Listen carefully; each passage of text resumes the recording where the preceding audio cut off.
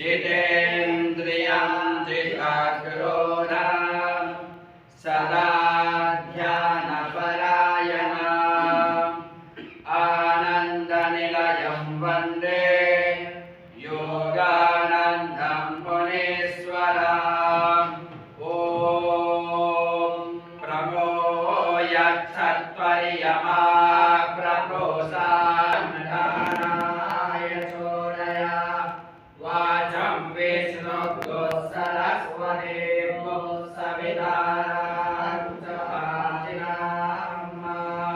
पावकानः Saraswati